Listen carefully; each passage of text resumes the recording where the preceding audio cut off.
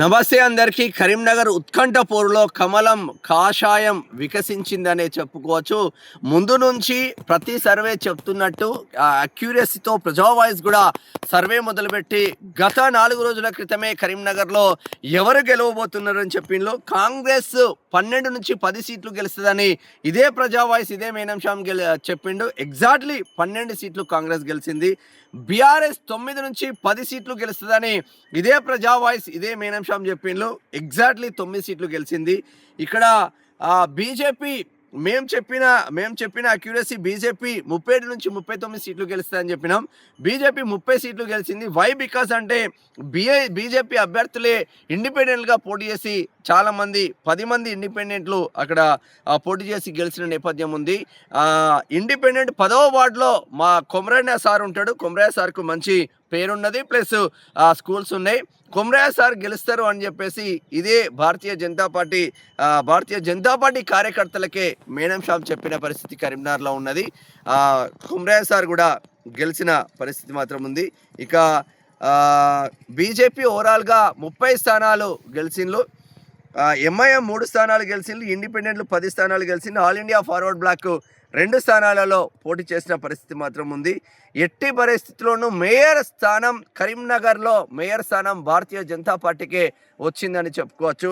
ఇక్కడ ఒక్కొక్క అభ్యర్థి ఎంత పెద్ద ఎత్తున మెజార్టీతో గెలిచిందంటే 29వ వార్డులో సోమిడి వేణుప్రసాద్ ఉంటాడు. సోమిడి వేణన్న ఏకంగా 1100 పైచిలకు మెజార్టీతో గెలిచింది. LLB చదువుకున్న బిడ్డ, ఒక దళిత బిడ్డ. ఇక్కడ 9వ వార్డులో గెలిచిన బండారు గాయత్రి ఓడిపోయిన పరిస్థితి. ఎందుకంటే బీఆర్ఎస్ బీజేపీ ఇద్దరు కలిసి బండారు గాయత్రిని ఓడించాలన్న చరిత్ర అక్కడ నడుస్తూ ఉంది.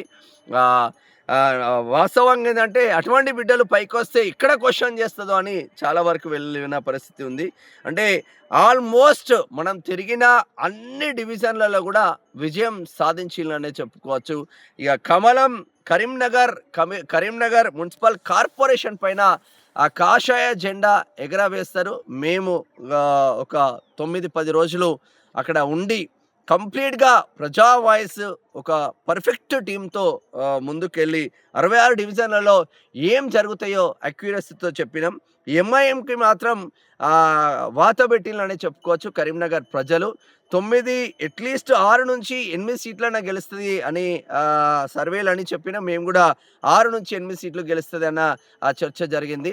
బట్ 100కు 100% ఇక్కడ ఇది మాత్రం ప్రజలు మాత్రం బుద్ధి చెప్పిందని చెప్పుకోవచ్చు. ముస్లిం మైనార్టీ వర్గాలలో కూడా భారతీయ జనతా పార్టీ పైన ఆదరణ పెరుగుతున్న నేపథ్యం మాత్రం ఉంది అని చెప్పుకోవచ్చు. కంప్లీట్గా ఆదరణ మాత్రం పెరిగిందని కూడా చెప్పుకోవచ్చు. కేవలం 3 సీట్లకు పరిమితం చేసిండ్రు.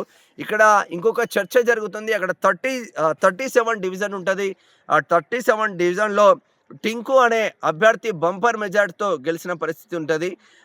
ముస్లిం మైనార్టీ వర్గాల అక్కడ ఆ డివిజన్లో 2800 ముస్లిమ్స్ ఉంటే 2000 పైచీలకు హిందువులు ఉన్నారు. అయినా హిందూ అభ్యర్థి భారతీయ జనతా పార్టీ అభ్యర్థి టింకు బంపర్ మెజార్టీతో గెలిచిందంటే భారతీయ జనతా పార్టీ పైన విశ్వాసం ఉన్నదని చెప్పుకోవచ్చు. అక్కడ మన ముస్లిం అభ్యర్థులుగా దగ్గర మైకులు పెట్టి చెప్తే 100కు 100% భారతీయ జనతా పార్టీ గెలుస్తుంది. టింకు గెలుస్తాడు. ఇక్కడ మున్సిపల్ కార్పొరేషన్ పైన భారతీయ జనతా పార్టీ జెండా ఎగరవేస్తారు అని చెప్పుకోవచ్చు. ఇక్కడ ఒక విషయం అయితే చెప్పాలి మిత్రులారా బండి సంజయ్ గురించి. బండి సంజయ్ హిందువు, బండి సంజయ్ హిందుత్వ agenda, Bandi Sanjay RSS. But Bandi Sanjay జోలికి రాకపోతే బండి సంజయ్ అందరినీ ప్రేమిస్తాడు.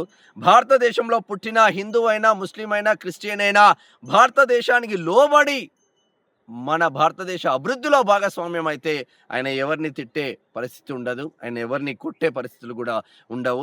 చాలామంది భారతీయ జనతా ఆర్ఎస్ఎస్ నుంచి వచ్చిండు, మొత్తం హిందుత్వ ఎజెండాను ఇంప్లిమెంట్ చేస్తారంటే 100కు 100% హిందుత్వ ఎజెండాను ఇంప్లిమెంట్ చేస్తారు.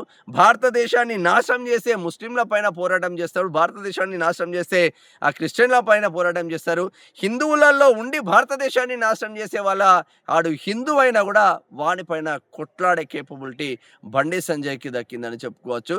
ఎనీవే మొత్తం మీద కరీంనగర్ మున్సిపల్ కార్పొరేషన్ పైన బండి సంజయ్ కమలం కాషాయ దళము ముందుకు వెళ్ళిందని చెప్పుకోవచ్చు. నెక్స్ట్ ఇక గ్రేటర్ హైదరాబాద్‌ను టార్గెట్ చేయబోతుండు బండి సంజయ్. బండి సంజయ్ ఆధ్వర్యంలో పార్టీ నడిస్తే మాత్రం ఇక్కడ సూపర్ సక్సెస్ అయ్యే అవకాశాలు మాత్రం ఉంది. 37 డివిజన్‌లో ఎస్పెషల్లీ చాలా ఇంప్లిమెంట్ చేసిండ్లు. చాలా అంటే చాలా మా విద్యాసాగర్ రెడ్డి కావచ్చు, మా కర్లపల్లి రాఘవేందర్ అన్న కావచ్చు, మా సైఫుల్లా ఖాన్ కావచ్చు, వీళ్ళందరూ కలిసి కంప్లీట్‌గా మున్సిపల్ కార్పొరేషన్ పైన పర్ఫెక్ట్‌గా 37 డివిజన్‌లో మంచి ఇంప్లిమెంట్ చేసి ఫలితాలు సాధించిల్లన్న ఒక చర్చ మాత్రం రాష్ట్ర వ్యాప్తంగా, దేశవ్యాప్తంగా కరీంనగర్ అట్‌లీస్ట్ కరీంనగర్ ప్రాంతంలో మాత్రం జబర్దస్త్‌గా నడుస్తుంది. ఒక్కొక్క డివిజన్‌లో ఒక్కొక్క స్ట్రాటజీతో ముందుకు వెళ్ళి కరీంనగర్‌ను కాషాయమయం చేసిన బండి సంజయ్‌కి ప్రజా వాయిస్ తరపున కృతజ్ఞతలు, అభినందనలు. All the best.